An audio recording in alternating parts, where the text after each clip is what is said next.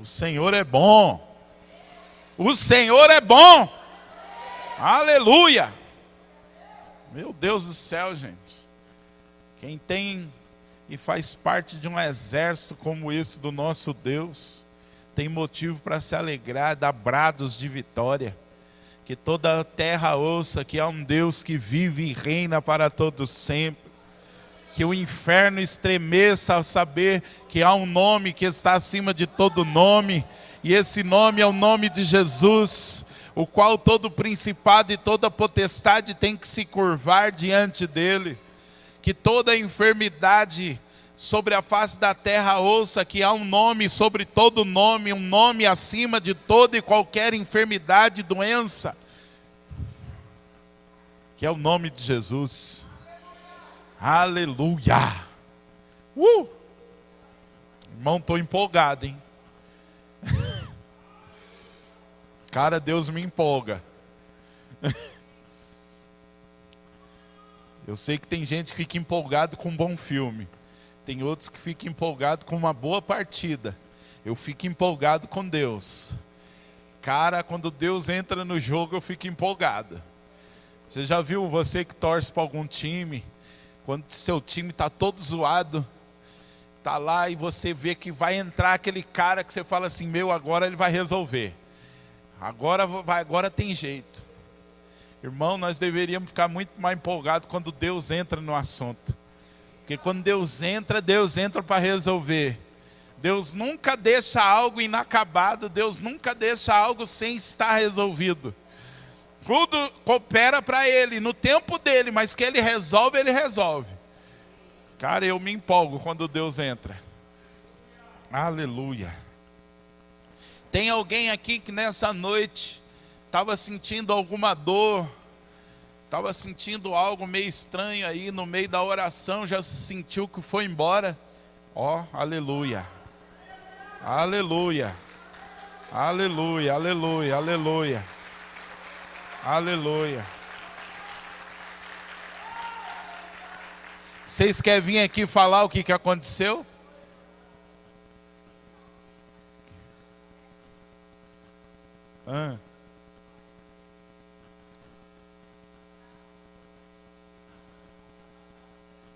Aleluia. Glória a Deus. Dor na coluna, foi embora. Quem mais? Se não quiser vir aqui, pode gritar aí do meio mesmo. Aleluia, foi embora também. Dor no abdômen também já foi embora. Deus é bom. Deus é bom. Deus é bom. E eu sei que tem coisa que depois, quando você for fazer o exame, você vai ficar constatado que não tem mais nada. Você crê nisso? Aleluia, eu creio, irmãos. Eu creio. Esses são os dias que nós veremos um povo fazendo obras maiores do que as que Jesus fez. Esses são os dias que nós veremos um povo fazendo obras maiores do que Jesus fez. Não, vocês ainda não entenderam. O dia que vocês entenderem, quando eu falar isso novamente, vai ter cadeira voando, vai ter gente dando mortal, carpado. Irmão, estou empolgado com Deus.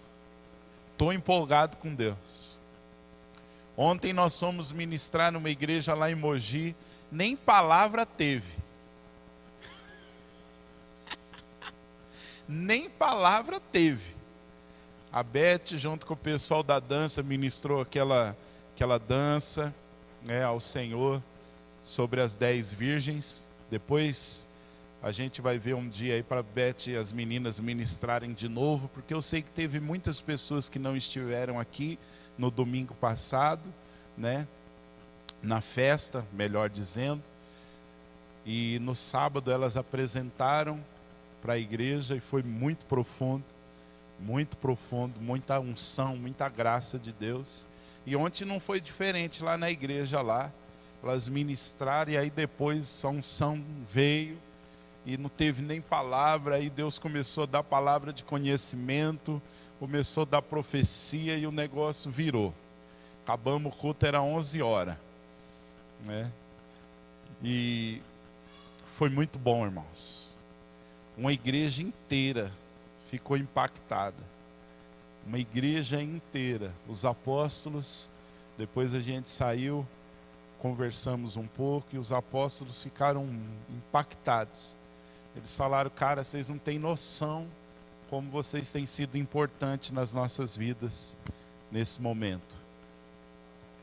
Mas eu até coloquei no grupo, uma irmã nos procurou no finalzinho e a apóstola falou: conta para eles o testemunho. E ela estava meio tímida assim, mas com muita dificuldade ela contou para nós o que aconteceu com ela na festa dos tabernáculos do ano passado. Eles estiveram aqui na sexta-feira e foi muita unção naquele dia. A gente capotou a igreja do apóstolo Eliton e da apóstola Marge. Todos os que vieram foram para o chão. Só que a gente nem sabia que uma daquelas mulheres tinha feito biópsia naquela semana e tinha sido detectado 2 nódulos, 2 caroços, e era câncer. E ela até falou assim, eu estava cirurgiada e quando eu vi, fui para o chão. E ela falou assim: Deus começou a operar um milagre na minha vida naquele dia que eu fui lá. E ela falou: nós fomos na sexta, no sábado e no domingo a festa dos tabernáculos foi lá na igreja deles. Resumindo a história, os 2 caroços desapareceram. E ela falou: eu sei que o meu milagre começou lá. Eu sei que naquele dia eu recebi um toque de cura. Por que a gente está contando isso? Porque às vezes a gente precisa, irmãos, ouvir testemunhos para saber que Deus está se movendo no nosso meio. E o mais gostoso é que ela nem sabe quem orou por ela. Simplesmente ela foi curada. Então assim, se ela estava tentando dar glória para algum homem, nem consegue. Porque não sabe quem foi. A gente sabe quem foi Jesus. Ele usa pessoas. Mas a glória é sempre dele. E a apóstola Marjorie, quem viu ela ontem lá dançando junto com as nossas meninas, mal podia acreditar que na festa dos tabernáculos, no sábado aqui, sábado passado, retrasado na verdade, ela entrou aqui de muleta e de bota ortopédica, porque tinha virado o pé, e provavelmente ia ter que fazer cirurgia, por causa de desligamento de alguns nervos. Ela mal conseguia pôr o pé no chão, ficou todo o tempo praticamente com o pé em cima de uma cadeira. Mas na hora que nós estávamos adorando, a unção de Deus veio. E ela falou que o Espírito Santo falou para ela: eu vou te curar. E ela falou: amém, Senhor, eu creio. E ela via 2 pessoas vindo até ela orar. E quando ela menos esperou, a Neide e a nossa irmã Maria Helena chegaram para orar por ela. Ela já arrancou a bota ortopédica, já arrancou uma meia que ela também estava, e meteram o óleo e oraram. Resumo da história: ela já foi embora sem a botinha, sem muleta. No domingo ela já me mandou a mensagem falando: apóstolo, eu fui curada ontem. E quem viu ela lá, ela já estava lá dançando, estava sem botinha, estava sem nada. E ela falou: de vez em quando ainda dá umas dorzinhas, mas eu creio que eu fui curada. E nós já pusemos a mão e determinamos e declaramos a cura completa em nome de Jesus. Mas isso é só o começo, irmãos. Isso é só o começo daquilo que o Senhor vai estar, e Ele já está fazendo no nosso meio. E eu tenho uma boa notícia para você. Ele vai usar você. A boa notícia que eu tenho para dar para você é que nós não seremos um ministério que vai ter o foco no apóstolo glorioso que ora e os enfermos são curados. Mas o enfoque vai ser aquela igreja, qualquer um que orar, Jesus cura, porque é Ele que cura. Nós veremos crianças orando pelos enfermos e os enfermos sendo curados. Nós veremos jovens e adolescentes, todo mundo vai se mover na autoridade e na vida de Jesus. e a glória vai ser toda dele. Obrigado pela empolgação. Você está preocupado com quem vai governar o Brasil, por isso que você não está empolgado. Mas eu estou muito empolgado, irmão. Estou demais, vocês não sabem como. Aleluia. Mas vamos lá. Só um aviso, e aí nós vamos para a palavra. Essa semana vai ter lá no sítio a escola de profetas, todos os anos. O apóstolo Léo, junto com o apóstolo João, eles organizam uma escola. Vêm pessoas de muitos lugares do Brasil para juntos nós nos reunirmos e aprendermos sobre o ministério profético, sobre o que é ser um profeta nesses dias, como se mover no profético. E todos os anos, irmãos, é muito especial, é um momento muito especial, porque parece que profetas reunidos juntos acontecem umas coisas doidas. Eu me lembro de um cara de Goiânia que ele veio profetizar na minha vida, e ele falou, Deus usando a vida dele, falou tudo que estava se passando, e foi muito bom saber que Deus está ouvindo e está vendo o que a gente passa. Então são momentos de muita unção, muita graça de Deus, e está vindo gente de muitos lugares do país. O apóstolo Eduardo, o pastor Otávio de Salvador, junto com mais 3 irmãos, eles virão em 6 pessoas, pelo menos que eu saiba, de Salvador. Só em casa vai ficar pelo menos uns 3, né? Nós vamos abrigar esse povo para estar lá na escola de profetas. Vai vir gente de Belém. Então, de todos os cantos está vindo gente. Tem um custo, R$35 a escola toda, né? Se você for e quiser se alimentar lá, vão estar também vendendo alimentação, né? Porque tem um custo, você vai pagar um preço por causa do custo da alimentação. Eu sei que é difícil, porque é uma semana que a maioria trabalha, tem os seus afazeres, mas se você também quiser ir à noite, porque as aulas elas não são continuadas, né? Então cada um dos preletores eles vão tratar de um assunto.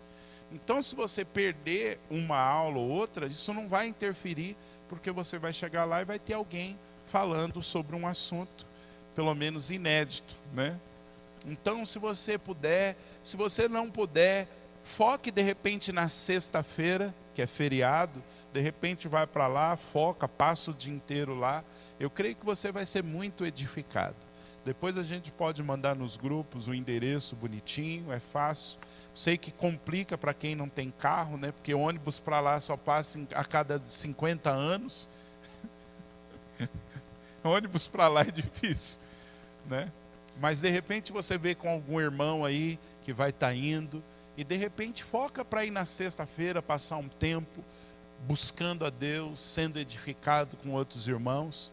E o foco da escola de profetas desse ano é que o apóstolo Léo tem recebido uma direção de levantar 40 intercessores para o ano de 2019 ir para a Europa, para fazermos ali alguns moveres de oração, para que a Europa volte a queimar como já queimou no passado. Hoje a Europa é um berço do islamismo, um poço de frieza. A Kedma, que era daqui, né, que casou com o Stuart, está lá na Inglaterra, tadinha. Ela às vezes me manda um zap chorando. Ela fala: Márcio, a igreja aqui é boa, os irmãos são amorosos, mas eu estou com saudade do fogo daí. Aqui as coisas é muito natural, as coisas são muito, o cristianismo aqui é muito light. E a maioria da Europa está assim, irmãos. Então, em 2019... o Léo quer levantar 40 intercessores que possam andar por alguns países orando, intercedendo, para que Deus possa voltar a queimar novamente a Europa, para que Deus possa novamente acender uma chama ali e nós vermos um grande mover de Deus. E quem sabe, você que tem um chamado para andar as nações, em 2019 você não vá para a Europa, para orar, interceder. Se Deus tem o propósito de você ir, irmão, já era. É só falar: Pai, preciso de recurso, né?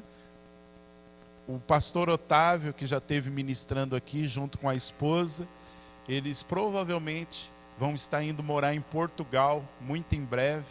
Eles têm recebido palavras proféticas, e quando eu estive lá em Salvador, Deus me usou para concretizar, para selar a palavra, e eles entenderam, é tempo que eles vão para Portugal e vão evangelizar e vão abrir uma igreja, um ministério lá. E eles já estão chorando antecipadamente. Deus não falou ainda quando, mas já falou que vão, né? E quem sabe daqui vão alguns. Eu já quero adiantar para você que eu tenho orado nesses dias, irmãos, para que Deus nos envie a muitos lugares. Só que a minha oração está sendo meia doida, eu preciso avisar você. Sabe o que está queimando no meu coração? A gente ir em lugar que nunca ninguém foi.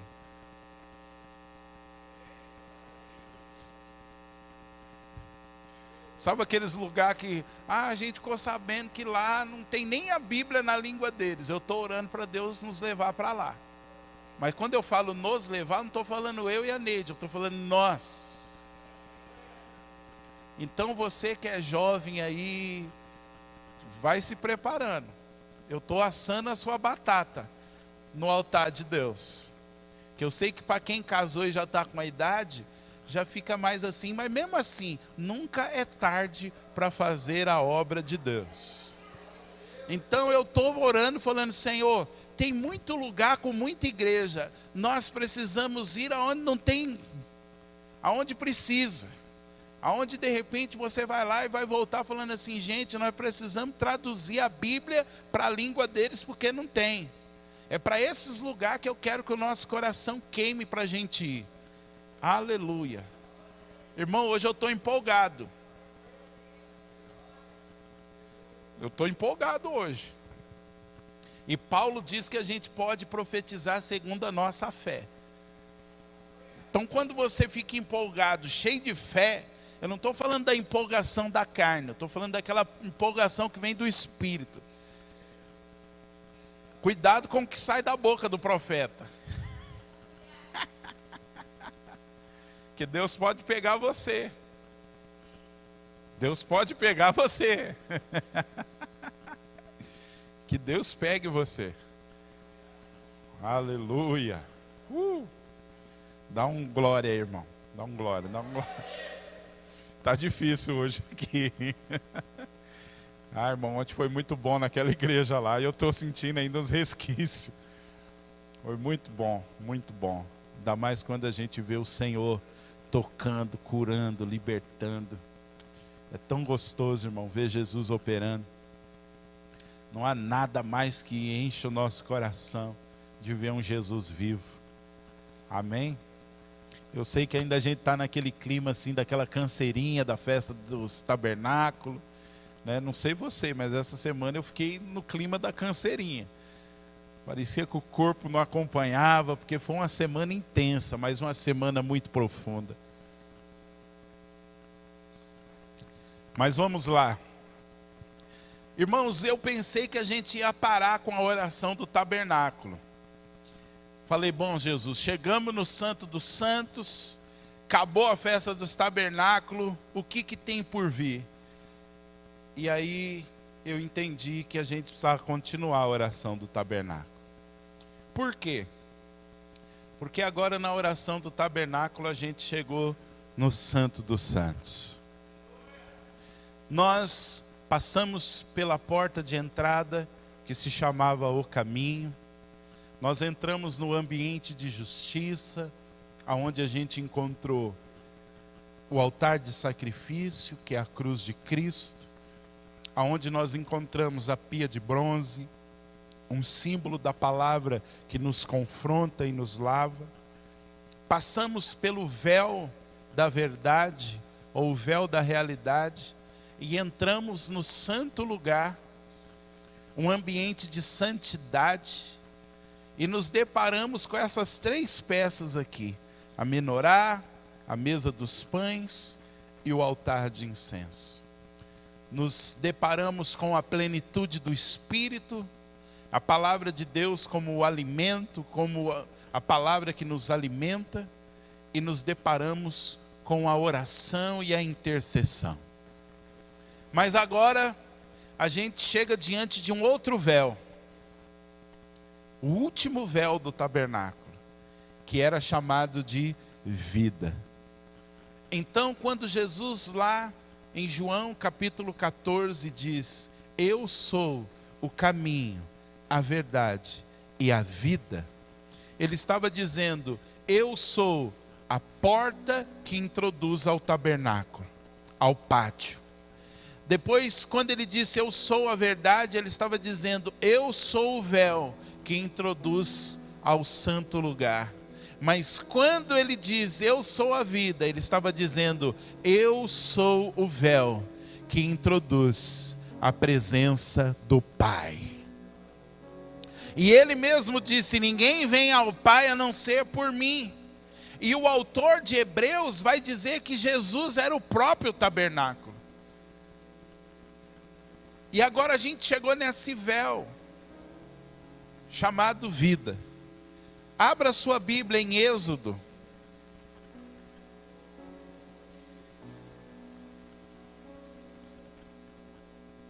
Capítulo de número 26.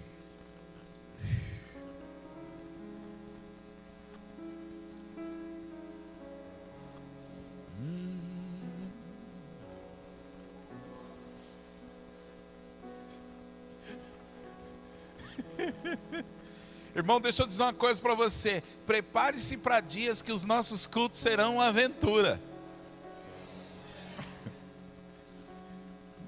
Escreve o que eu estou te falando.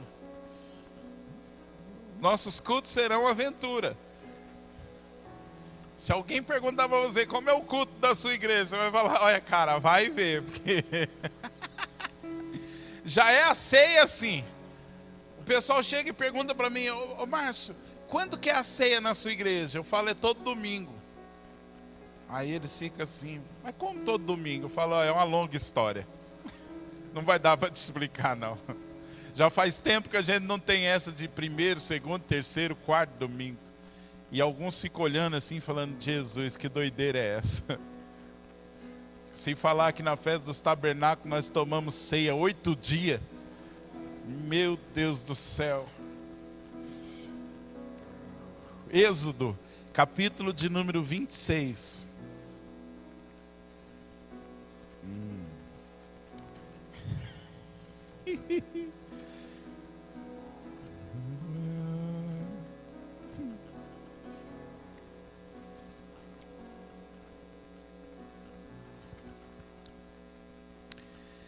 Êxodo 26, versículos 31 a 33. Diz assim: depois farás um véu de pano azul, e de púrpura, e de carmesim, e linho fino torcido, com querubins de obra-prima se fará. E o porás sobre 4 colunas de madeira de acácia, cobertas de ouro, sobre 4 bases de prata, seus colchetes serão de ouro. Pendurarás o véu debaixo dos colchetes, e meterás a arca do testemunho ali dentro do véu. Este véu vos fará separação entre o santo dos santos, entre o santo lugar e o lugar santíssimo. Amém? Então Deus está dando ordens para Moisés fazer o tabernáculo, e ele deveria fazer conforme o modelo que ele viu no céu. Olha para o seu irmão e diga assim: há um tabernáculo celestial. E o da terra era só uma sombra. Fala para ele assim: você comeu o bolo de aniversário? Fala para ele assim: então, se você comeu o bolo, você comeu a sombra do que está no céu. Porque o nosso bolo foi uma representação do tabernáculo. Eu cheguei e falei para Kelly: Kelly, dá para comer essa tenda aí? Ela falou: é comestível. Eu já catei a tenda, já rasguei ela no dente. A Beth mandou no grupo: alguém comeu o tabernáculo? Né, eu falei: eu comi a tenda e comi uma parte da cerca. E comi um pouco da terra também, né? Mas estava bom, não estava? Aleluia. Mas se você viu o bolo foi uma representação do tabernáculo. E Deus mandou que fizesse como uma cópia do céu aqui na terra. E como eu disse no começo, cada parte representava um aspecto de Jesus.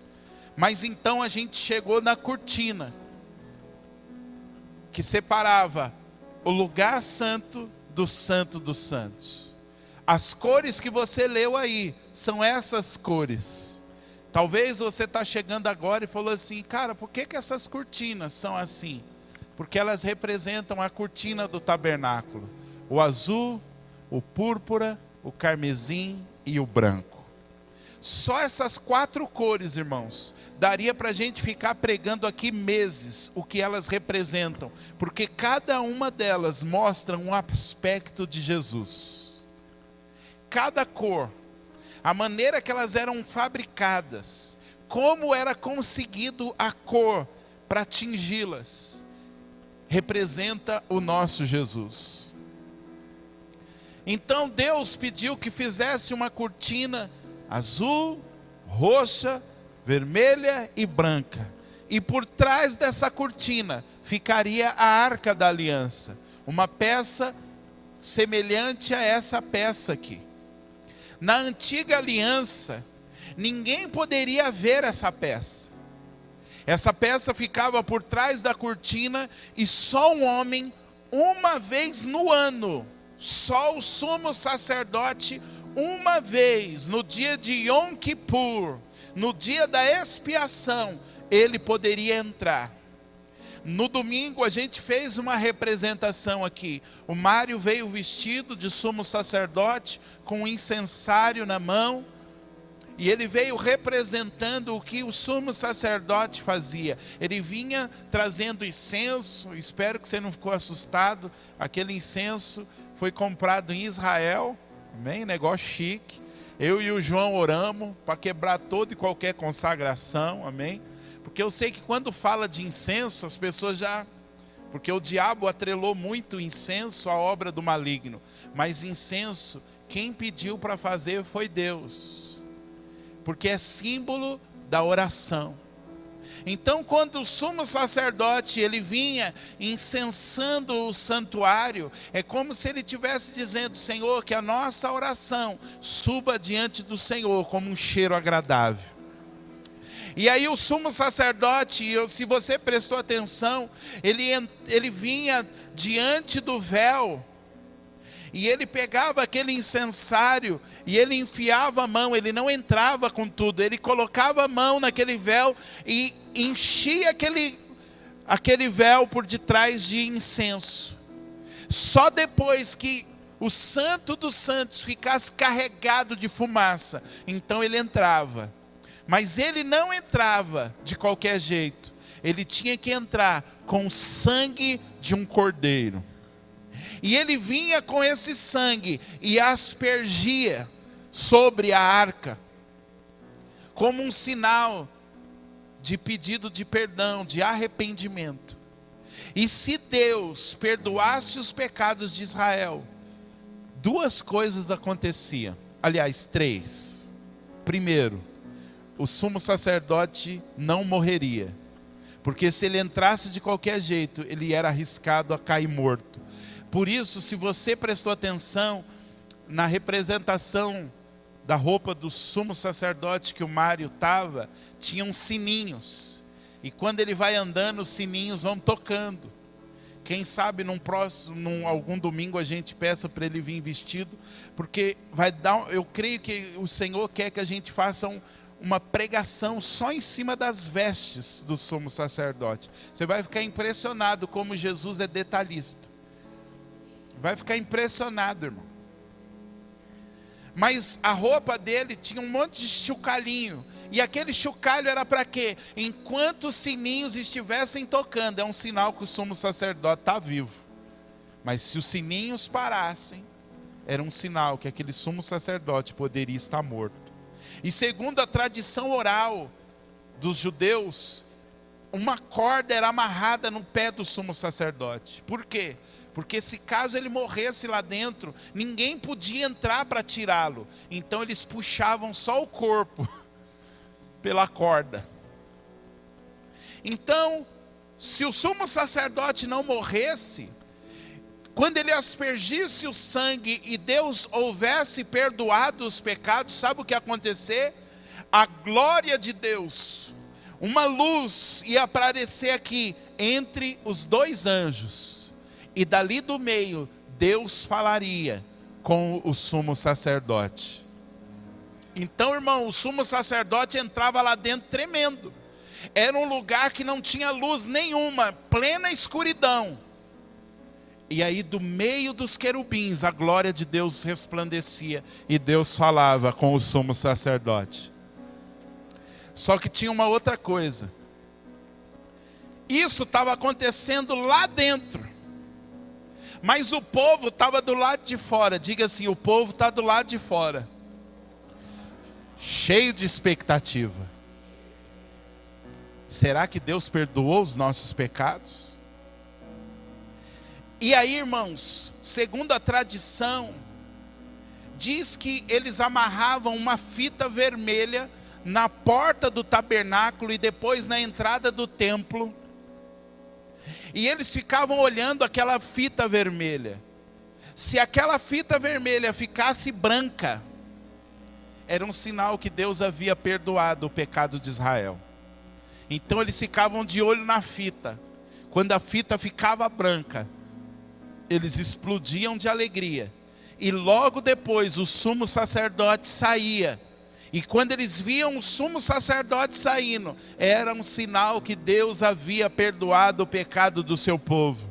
E aí o sumo sacerdote estendia as suas duas mãos e declarava uma bênção sobre o povo. Que o Senhor te abençoe e te guarde. Que o Senhor faça resplandecer o seu rosto sobre ti e tenha misericórdia de ti. Que sobre ti o Senhor levante o seu rosto e te dê a paz. Te dê shalom. Quando o sumo sacerdote dizia isso, aí virava festa. Deus perdoou os nossos pecados. Nós agora temos um ano de bênção. Só o ano que vem agora nós vamos ter que passar por todo esse processo. Mas os nossos pecados, o pecado da nação foi perdoado. Aleluia! Agora eu contei aqui na sexta. Sabe um detalhe? Na época de Jesus, eles continuaram fazendo esse ritual da fita vermelha. Então, quando o sumo sacerdote entrava e saía, e Deus havia perdoado o pecado do povo, a fita ficava branca. Mas um historiador chamado Flávio Joséfo, que não era cristão, no livro que ele relata a história dos hebreus, ele descreve algo. Sabe o que ele descreve? Que por volta do ano 33 da era cristã, eles fizeram esse ritual da fita, e a fita não ficou branca. E depois do ano 33, até que o templo fosse destruído, nunca mais, Cristina, a fita ficou branca. Sabe por que nunca mais ficou branca? Porque agora os pecados não poderiam mais ser perdoados pelo sangue de animais. Agora o sangue que perdoa os pecados era o sangue de Jesus. Irmãos, um historiador relata num livro histórico que depois do ano 33, que é o ano da morte do nosso Senhor, nunca mais aquela fita ficou branca. Porque agora Deus não aceita mais sacrifícios de animais. Agora o único sangue que perdoa os pecados é o sangue do nosso Senhor e do nosso Salvador Jesus Cristo. Aleluia! Mas deixa eu te empolgar. Vamos para Mateus agora.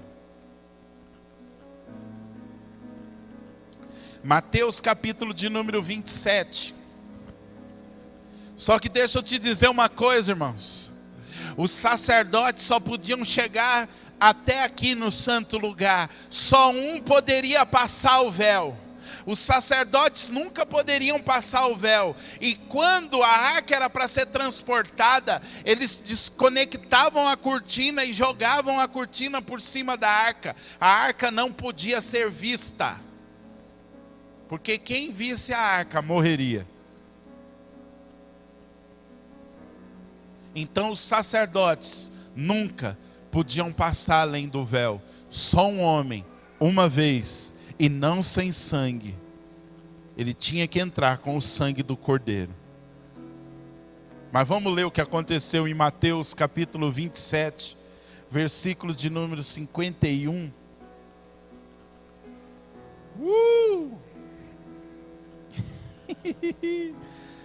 Mateus 27,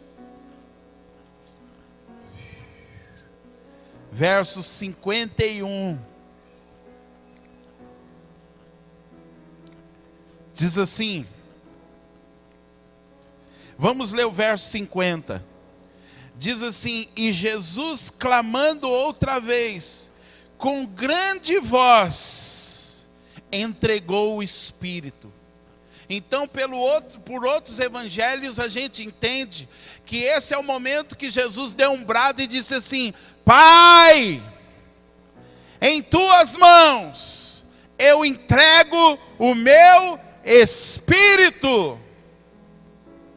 E olha o que Mateus diz que aconteceu nessa hora. Verso 51. E eis que o véu do templo se rasgou em dois, de alto a baixo, e tremeu a terra, e fenderam-se as pedras. Segura aqui.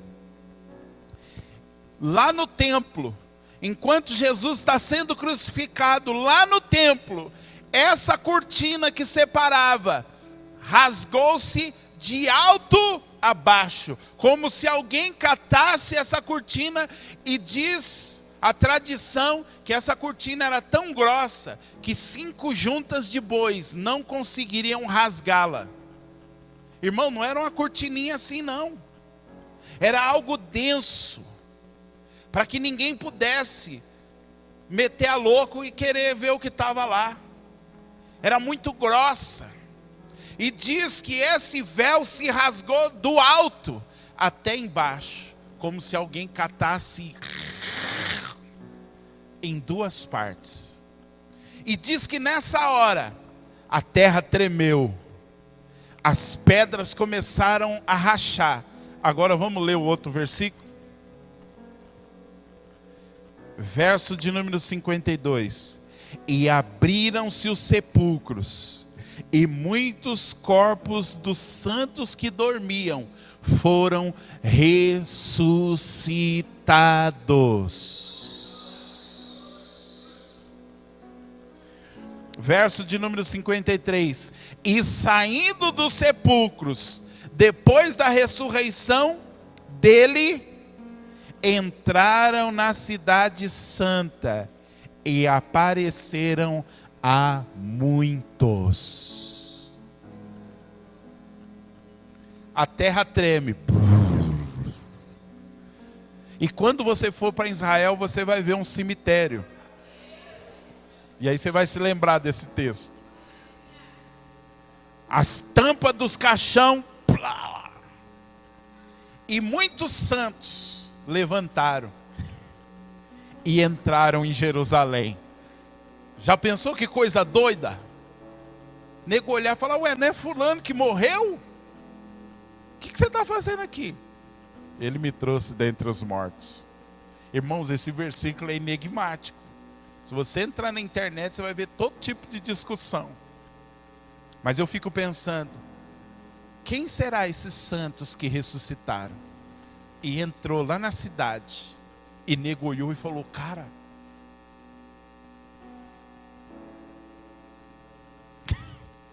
agora eu quero que você entenda. Quando o véu se rasga, é como que se a vida que estava do outro lado do véu, agora ela pudesse vir para cá do véu.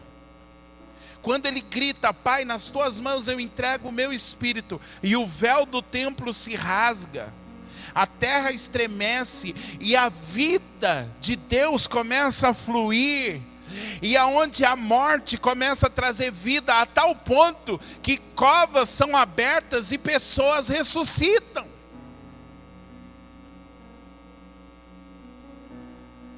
Irmão, quando chegar lá na glória, eu vou pedir: Senhor, me dá um tablet aí, deixa eu ver o filme daquele dia, que eu sei que vocês não querem ver. Se vocês quisessem ver, eu ia pedir para ele pôr um telão, para nós assistir junto. Mas como vocês não querem ver, que vocês não se empolgaram, eu vou pedir um tablet, só eu vou ver, e quando vocês virem falar, não vou deixar ver não. Quiser, pede para ele. Mas quando estivermos com ele na sua glória, eu vou pedir para ele, porque eu quero ver o que aconteceu. Porque deve ter sido um negócio doido, tampa de sepulcro voando, puff, e o cara levantando com um corpo novo. Quando você for para Israel, pode ser que você passe num lugar e alguém diga assim: olha, ali estão os túmulos de Zacarias e Malaquias. Ou como eu fui num lugar e falaram assim: aqui é o túmulo do rei Davi, ali é o túmulo de fulano, de ciclano, de beltrano. E aí eu fico pensando, talvez só esteja o túmulo, porque pode ser que eles sejam um dos santos que ressuscitaram naquele dia. E algumas pessoas viram eles andando na cidade santa. E a Bíblia não diz o que aconteceu com eles depois, mas eu acho que eles subiram. Quando o Senhor acendeu o céu, eu acho que eles foram juntos. Mas quando a gente estiver lá, a gente vai perguntar o que aconteceu. Aleluia. Mas o que significa do véu ter rasgado? O que isso tem a ver com a oração do tabernáculo? Irmãos, isso agora diz o seguinte: todos os sacerdotes agora podem entrar e tocar a vida de Deus. Agora a arca, que representa a presença de Deus, pode estar ao alcance de qualquer um, todos nós. Por quê? Porque Jesus era o sumo sacerdote que entrou num tabernáculo celestial. Daqui a pouco nós vamos ler. E ele entrou com o seu sangue, e ele abriu o caminho, e agora qualquer um de nós pode tocar a vida de Deus. Cara, irmãos, uma das maiores revoluções que a gente pode trazer nesses dias, é cada um de nós dessa igreja, dessa casa, entender que é um sacerdote. Você precisa entender que você é um sacerdote, que agora você tem acesso. Não existe mais um homem que entra e vocês ficam assistindo. Não, cada um de nós pode entrar. É lógico que nessa nação de sacerdotes há funções diferentes. A minha função é ser apóstolo, a minha função é liderar, a minha função é conduzir. A função de outros aqui é pastorear, outros é profetizar, a função de alguns aqui é adorar o Senhor, mas todos nós somos sacerdotes. Quando falo em entrar na presença de Deus, eu não tenho mais acesso do que você tem. Todos. E você precisa entender isso, senão a sua oração vai ter dificuldade. A maioria, irmãos, não acredita que a sua oração é poderosa. A gente sempre acha que a oração do líder é mais eficaz. Não, não é mais eficaz. Você pode entrar no mais profundo lugar. Por quê? Porque o véu se rasgou. De alto a baixo, ou seja, foi Deus que rasgou. Quando Jesus gritou: Pai, nas tuas mãos eu entrego o meu espírito, é como se Deus dissesse assim: eu só estava esperando isso. Agora todo homem que crê no meu filho e se lavar no sangue vai ser constituído sacerdote. Apocalipse 1, versos 5 e 6 diz isso. Que ele nos comprou e nos constituiu reis e sacerdotes. E é como se Deus dissesse assim: agora toda a minha nação de sacerdote vai poder ter acesso à minha presença. Rasgou o véu. E a vida, porque o Santo dos Santos fala do lugar de glória e de vida. Mas a glória, agora, irmãos, não há mais divisão. O Santo dos Santos e o santo lugar se transformaram numa só coisa. Então agora santidade, glória e vida andam juntos. Quanto mais santidade você experimentar, mais glória você vai experimentar, mais vida você vai experimentar. Quanto mais glória você experimentar, mais santidade, mais vida você vai experimentar. Quanto mais vida de Deus você experimentar, mais santidade, mais glória você vai experimentar. Agora Santo dos Santos e Santo Lugar se transformaram num só lugar. Um lugar de vida, santidade e glória. E todos, quantos são sacerdotes aqui? Então é você pode entrar. Você pode entrar. Não é o apóstolo Márcio, a apóstola Neide, não é o pastor Mário, pastora Eusa ou qualquer outro pastor ou líder aqui que vai entrar por você. Nós entramos e intercedemos, mas quando nós entramos, a gente quer encontrar você lá. Olha para o seu irmão e diga assim: eu vou entrar por você no Santo dos Santos, mas quando eu entrar lá, eu quero ver você lá.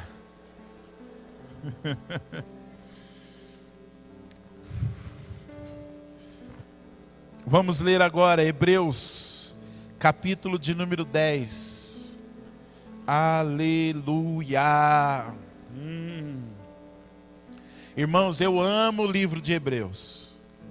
Se alguém te perguntar qual é o livro que o Márcio mais gosta na Bíblia, pode responder com todas as palavras: é o livro de Hebreus.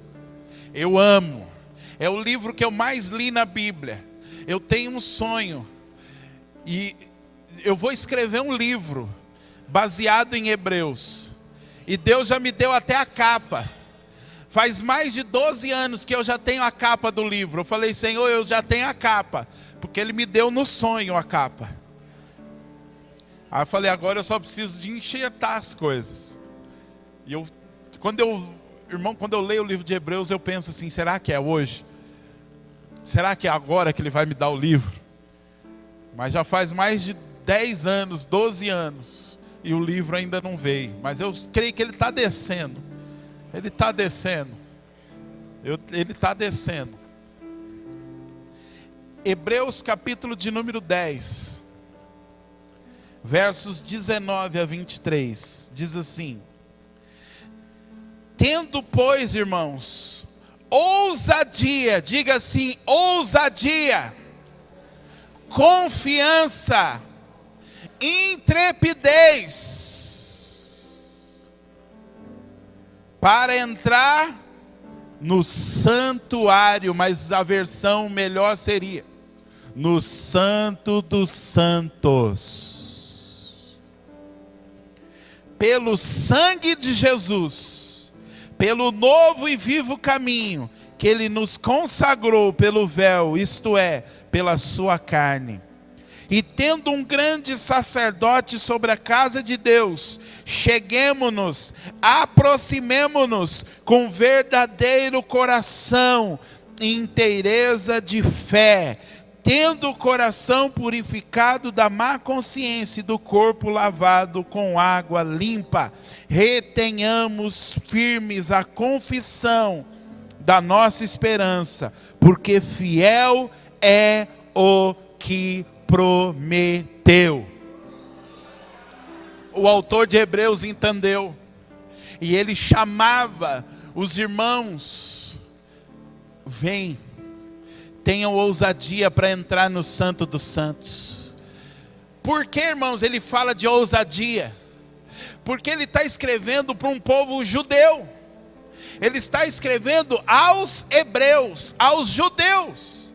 E os judeus tinham na mente a antiga aliança. Eu não posso entrar, eu não posso, aquele lugar só um homem pode entrar. Mas ele diz assim: não, o nosso sumo sacerdote Jesus entrou no santuário celeste, que era a realidade de algo da terra, e ele entrou pelo seu sangue. E o véu foi rasgado.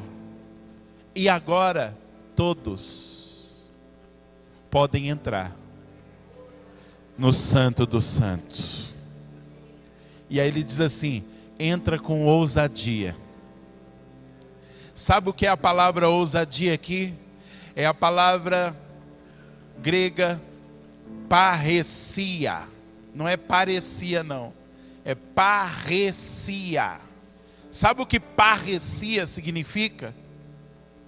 Entrar com liberdade de expressão. Eu amo essa palavra.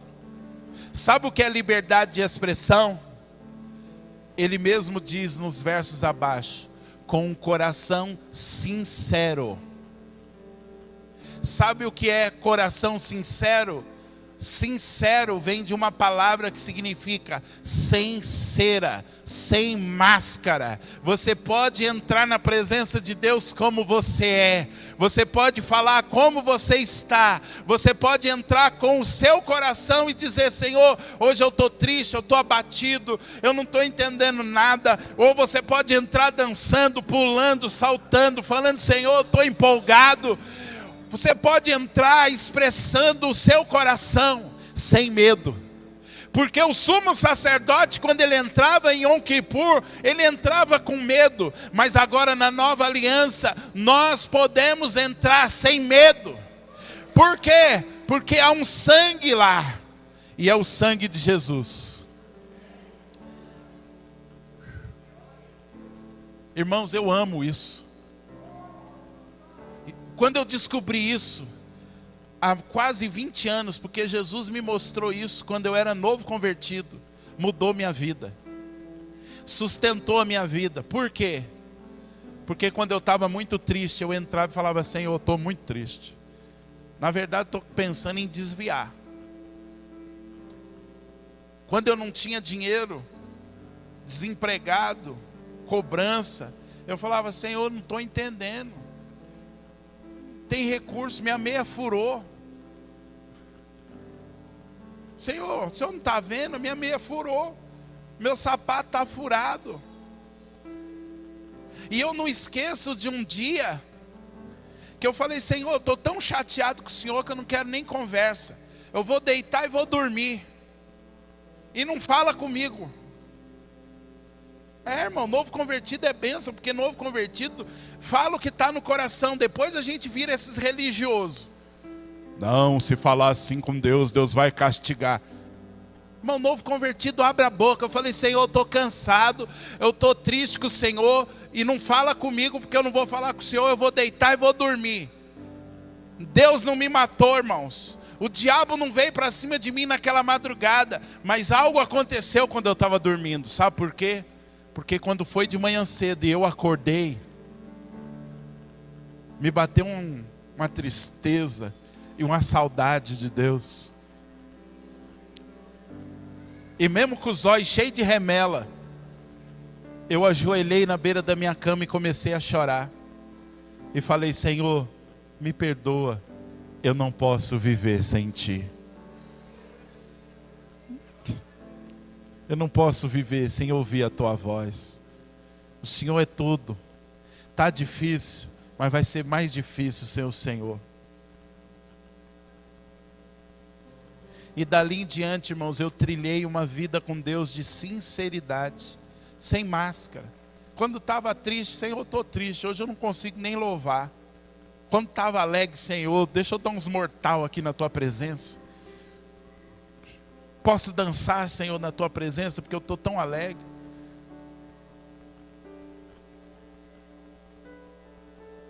Porque eu entendi que a gente pode entrar num santuário, não da terra, irmãos. Essa arca aqui é madeira pintada com tinta color gin, e os anjos são de isopor revestido de massa. A glória de Deus não está ali. Ela só representa algo. Ela só mostra para nós algo que nós temos no céu. Deus só nos deu esse tabernáculo dessa forma para a gente aprender das coisas espirituais. Como eu disse aqui no domingo, é como se nós fôssemos crianças e Deus falasse assim: olha, eu vou ensinar vocês, então faz para mim uma mesa, um incensário, uma menorá e uma arca, para mim poder ensinar vocês, que vocês são criancinha. Se vocês não vê, vocês não conseguem entender. Então essa arca exposta, Deus está nos dizendo: ei, vocês agora são sacerdotes da nova aliança, e vocês tocam um tabernáculo celestial, e vocês podem ter acesso na minha presença com ousadia. Quando você está orando a oração do tabernáculo e chega no Santo dos Santos, você não precisa parar. Você pode entrar porque o véu foi rasgado. E lá dentro, você pode falar como está o seu coração. E você não vai morrer. Deus não vai te matar. Mas às vezes você vai ouvir: filho, põe a cabeça aqui no meu colo. Quieta. Como que você está? Tenha paciência. Ou às vezes ele não vai falar nada. E você também não fala nada. Mas eu descobri uma coisa: Deus é tão bom que até no silêncio Ele fala. Até o silêncio de Deus tem o poder de falar. Mas sabe, é muito gostoso saber que eu tenho não um Deus, mas eu tenho um Pai.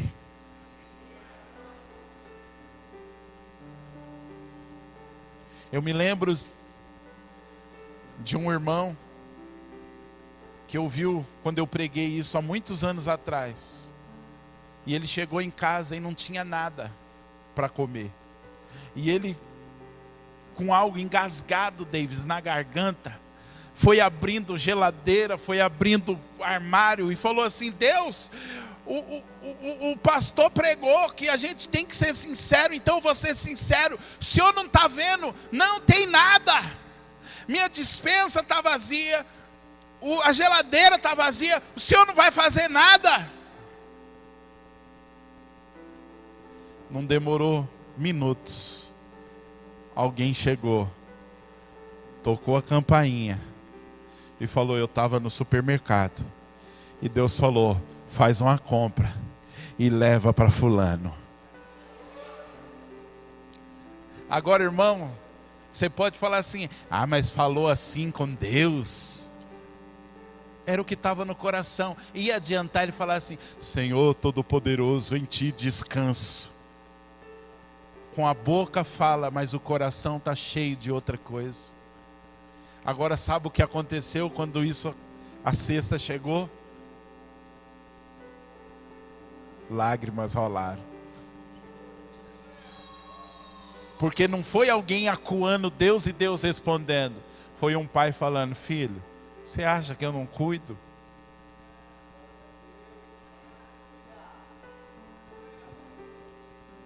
Irmão, Deus tem o poder de nos constranger.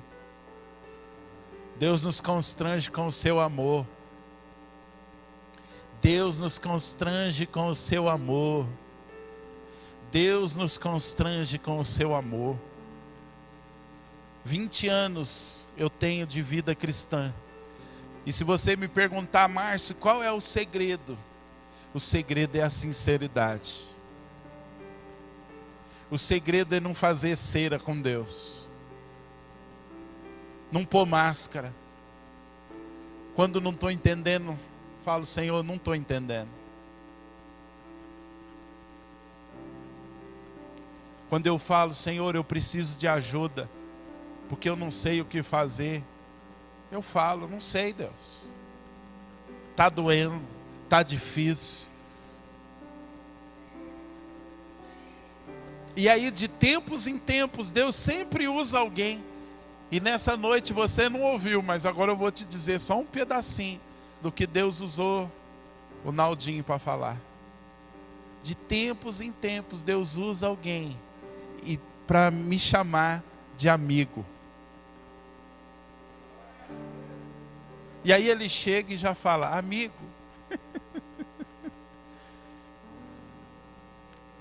E Ele sabe que Ele me quebra quando Ele me chama de amigo.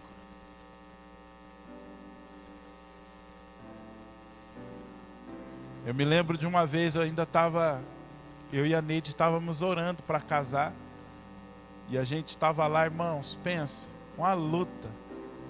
Não tinha onde morar, eu desempregado. A Neide limpava aqui a igreja. A renda dela, acho que uns 250 por mês, né? Ela tinha que pagar água, luz, móveis. E a gente pensando em casar, Cristina. E um dia a gente está lá conversando e eu estava, irmão, pensa num cara desesperado, desempregado. O que eu ia oferecer? Irmãos, eu só tinha uma televisão velha, de seletor ainda, uma cama de solteiro, um edredom e uma estante velha. E só tinha uma promessa: eu não quero você trabalhando, eu quero você na minha obra. E a gente estava lá e eu estava abatido. Mas de repente, Jesus entrou na cozinha. E Ele falou assim: amigo. E eu comecei a chorar.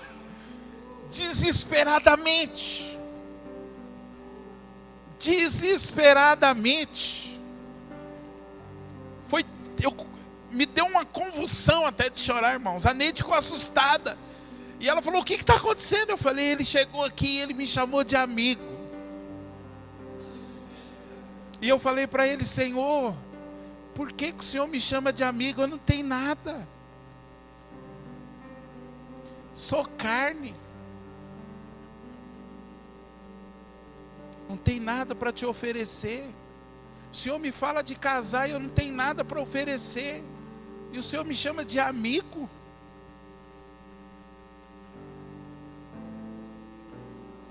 E aí Ele disse: amigo.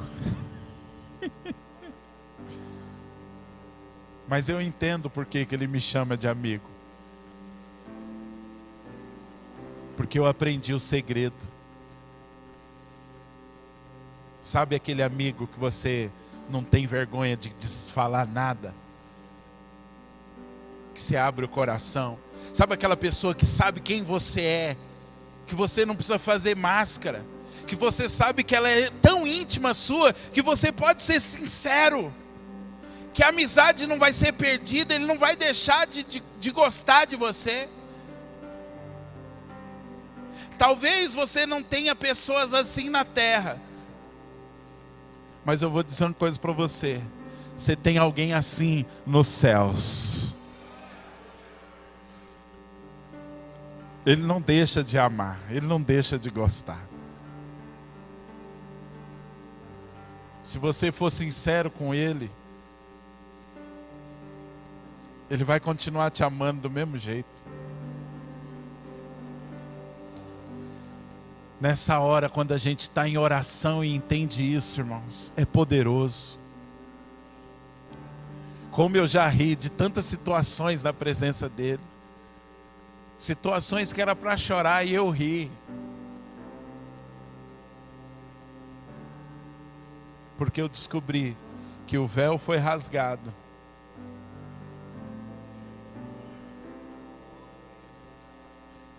E sabe, irmãos, quando você entra no Santo dos Santos, você não vai encontrar só o trono de Deus.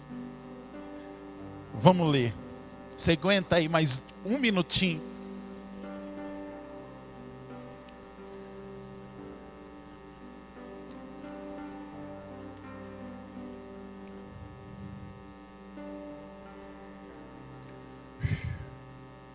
Meu Deus, eu saí. Jesus, o Senhor só deixou eu pregar metade. Hebreus 9, 24.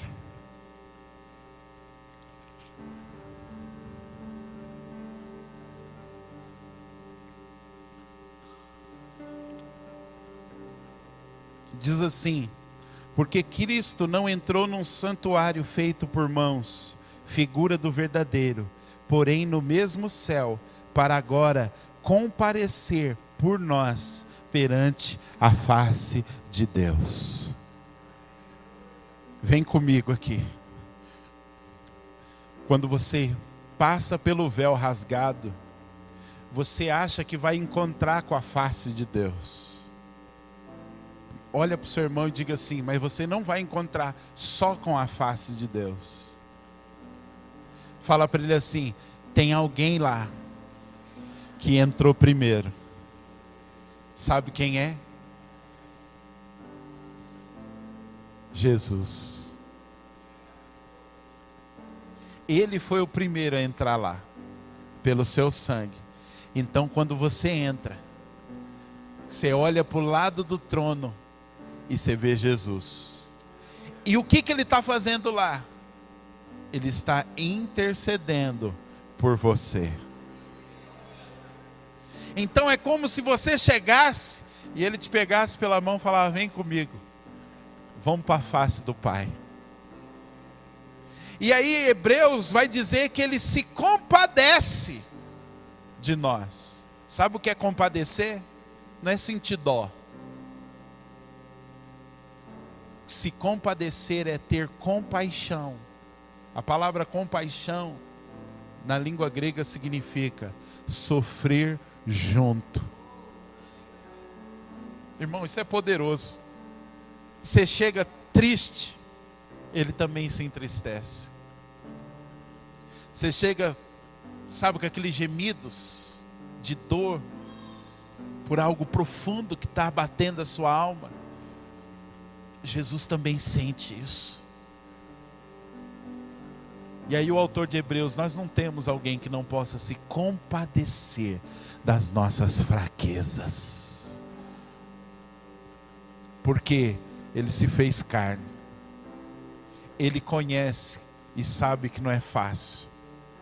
Aí o autor de Hebreus fala: mas porém ele não pecou. Então por que isso é importante? Porque ele pode dizer para você assim: filho, eu sinto o que você está sentindo, mas eu te dou uma palavra de vitória. Assim como eu venci, você também vai vencer.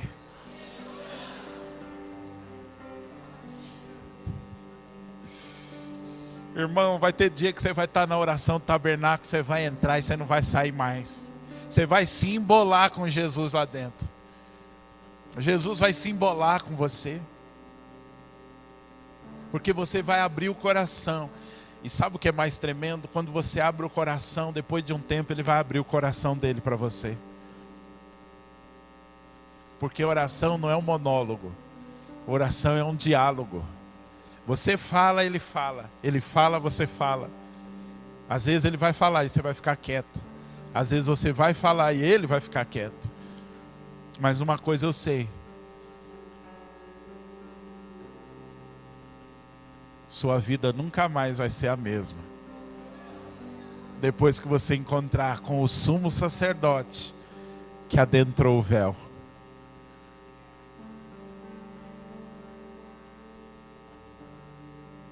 Aleluia. Oh, presença doce.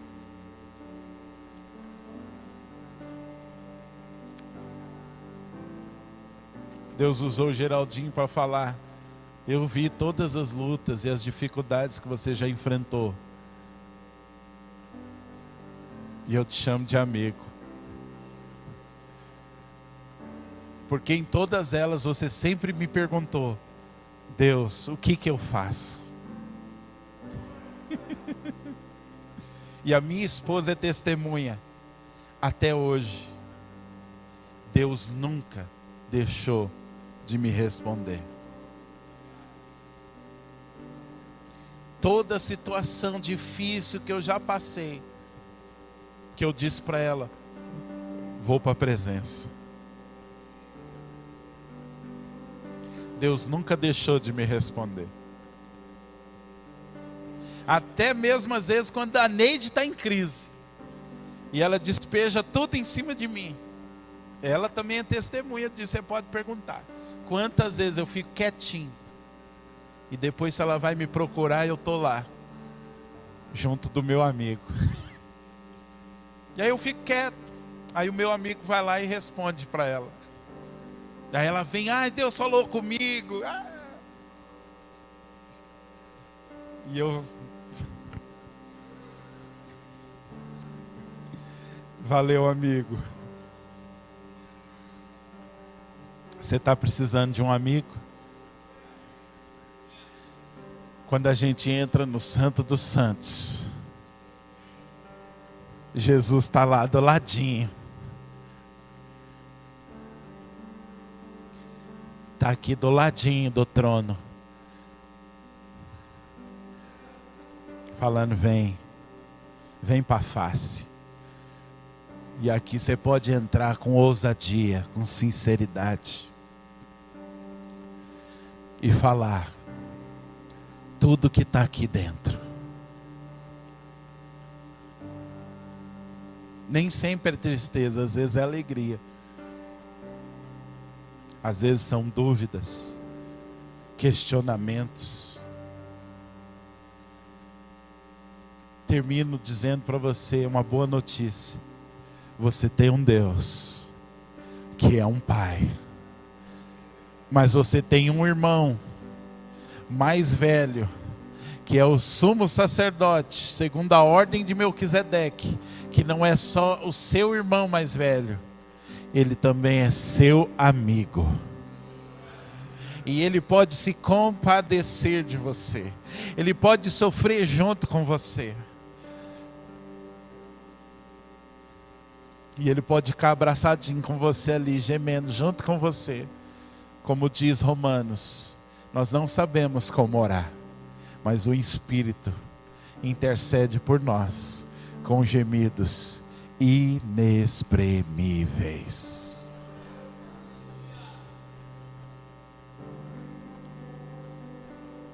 Nós vamos distribuir a ceia agora. Mas se você está precisando de um amigo, se você é esse que fala assim, cara, hoje eu preciso desse amigo, hoje eu preciso entrar nesse santo lugar e falar para ele como está o meu coração, eu queria que você viesse aqui à frente e se ajoelhasse, se prostrasse diante desse amigo.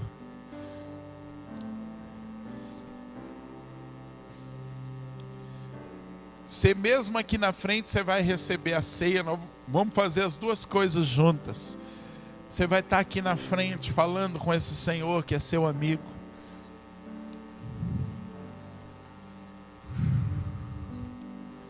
E alguém vai levar a ceia até você.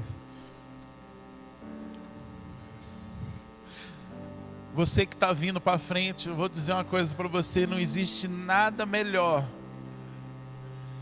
do que poder abrir o coração.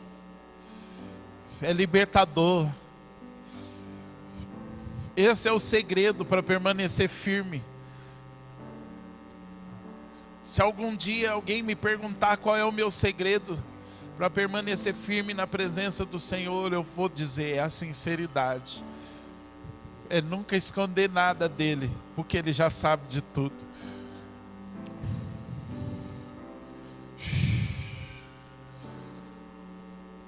Às vezes eu já até disse para ele, Senhor, tem pecado que eu gosto. Eu já fui tão sincero, irmão, vocês não têm noção. Acho que daria um livro. Mas esse é o segredo. A sinceridade. Talvez você está orando e não está vendo a resposta. Fala para ele. Oh, presença. Os irmãos podem distribuir a ceia. Pode distribuir.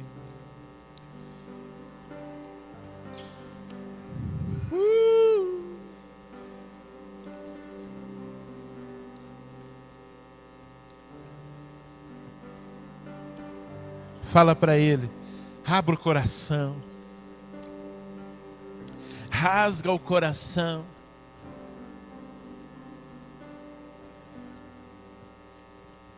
Rasga o coração.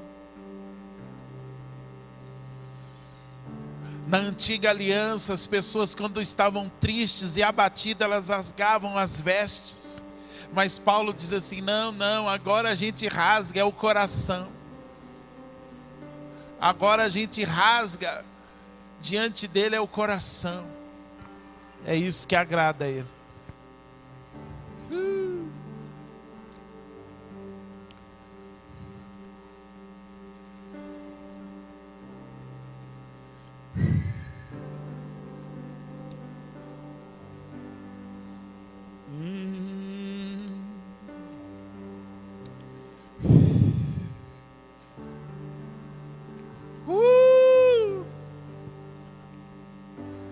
Nós ainda vamos longe na oração do tabernáculo. Porque tem coisa que não estava no script que a gente falou nessa noite. Tinha coisa que eu tinha anotado e não falei. Meu Deus do céu.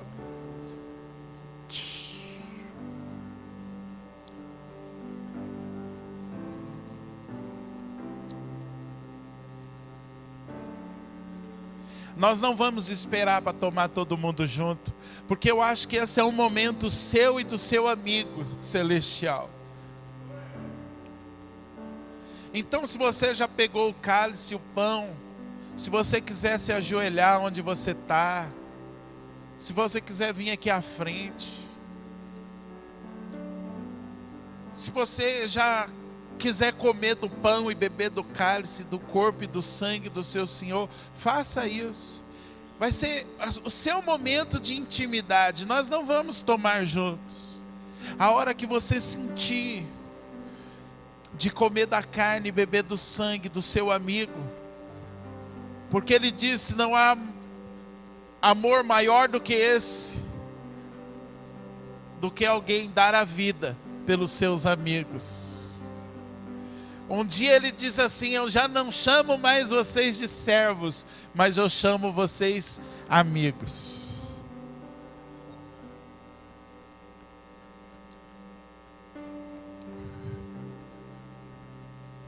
Sabe por quê?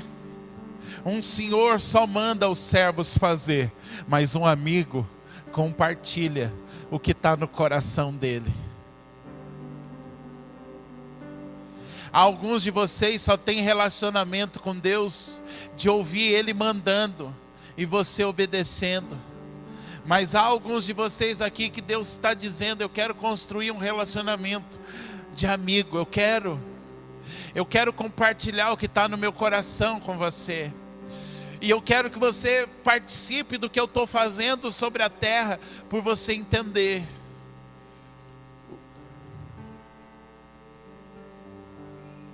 O relacionamento que eu quero com você.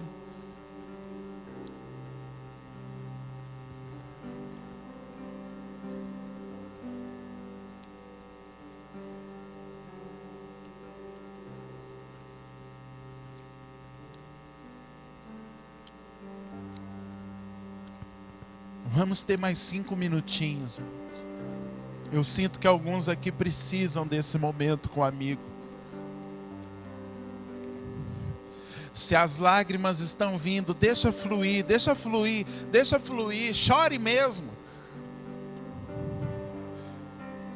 Talvez o seu coração esteve tão apertado nos últimos dias, e você estava precisando desse momento de choro.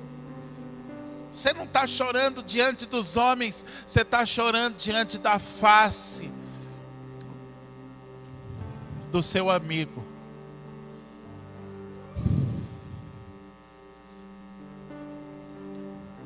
Fique à vontade agora, fique à vontade.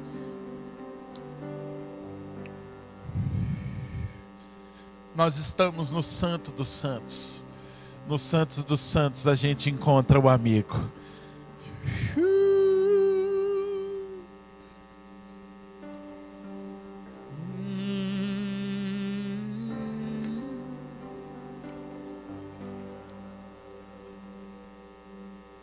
Se você se sentir movido a abraçar alguém, fique à vontade, irmãos.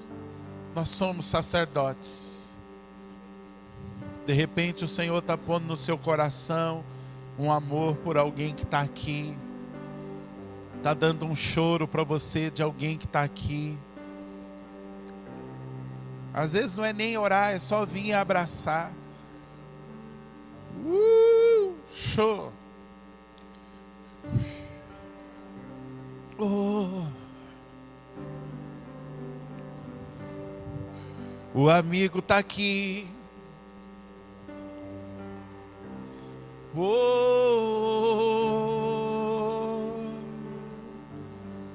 Quando a gente passa o véu rasgado, a gente encontra com Jesus.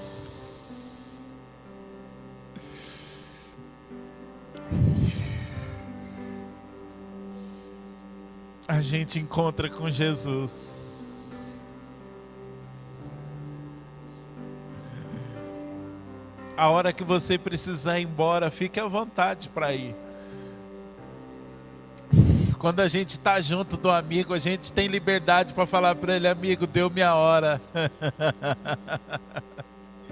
Amigo, eu preciso ir, está tão bom aqui, mas eu preciso ir. Mas se você pode ficar mais uns minutinhos, fica.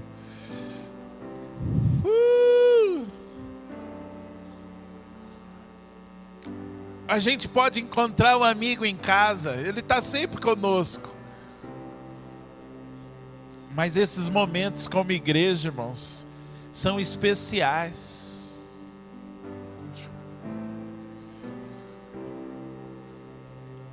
Esses momentos como igreja, irmãos, são especiais. Quando a gente está como corpo, família. A gente precisa se reunir como família. Jesus é o irmão mais velho de uma família. Deus é pai de muitos irmãos, de muitos filhos.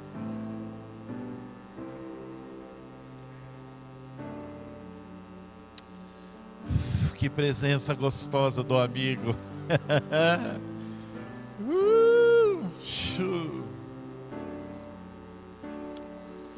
Desfruta da presença do amigo.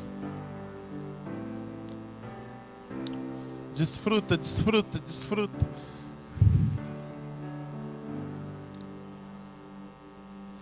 Repito, se você quiser abraçar alguém, fica à vontade. Eu sinto que há pessoas aqui precisando de um abraço.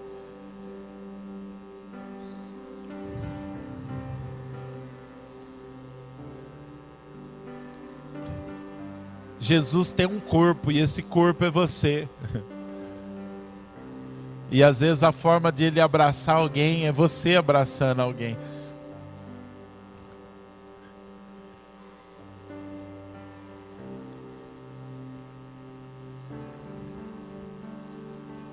Está muito gostoso a presença.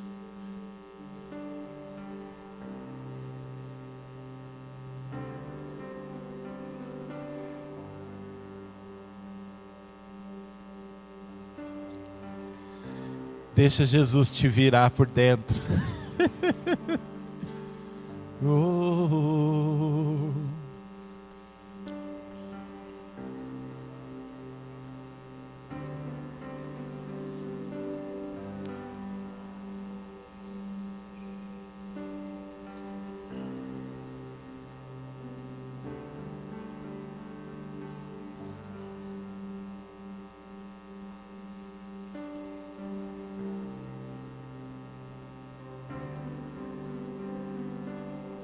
Deixa fluir, deixa fluir. Chora mesmo, abre o bico. Abre o bico mesmo. A liberdade.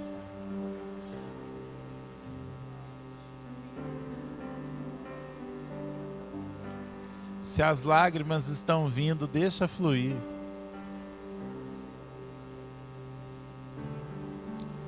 Mas se também der vontade de rir na presença dele, deixa fluir.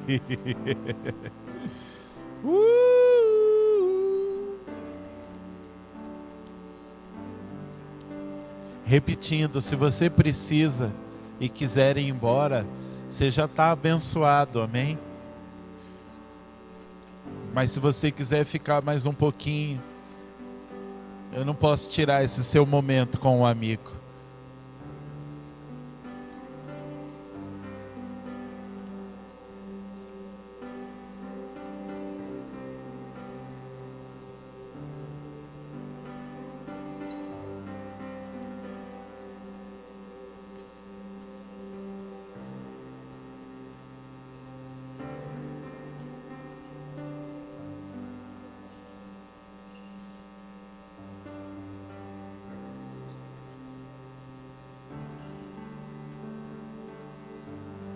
Oh, amigo.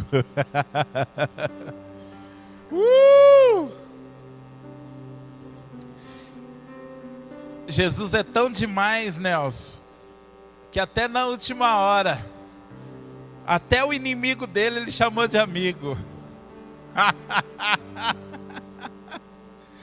Só ele.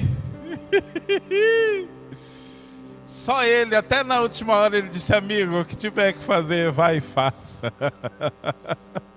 Você pode estar se colocando na minha condição de inimigo, mas eu sempre serei seu amigo.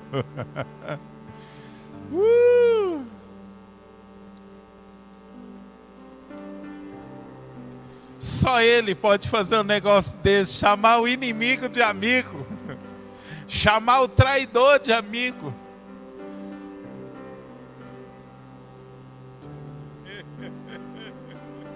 Ele é demais. Ele é demais, ele é demais, ele é demais. Ele é único, ele é único, ele é o único digno de ser adorado. Ninguém tem maior amor do que esse, de dar a vida pelos seus irmãos.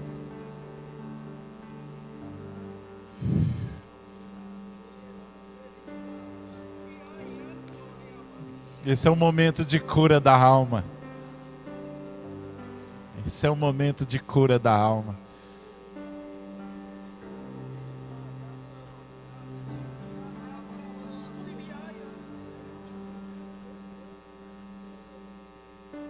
Esse é um momento de cura da alma.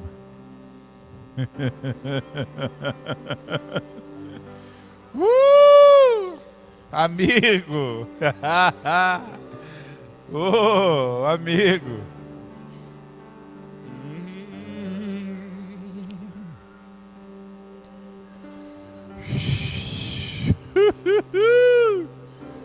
Che! Amigo! Amigo! Amigo!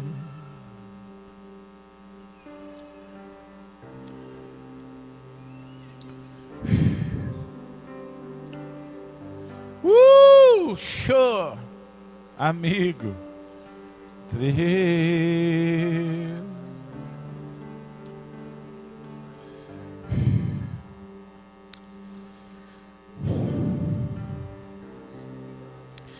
Carolyn, deixa eu dizer uma coisa para você. Eu não sei porquê, mas toda hora que eu olho para você aí no fundo aí, é como se eu visse Jesus do seu lado.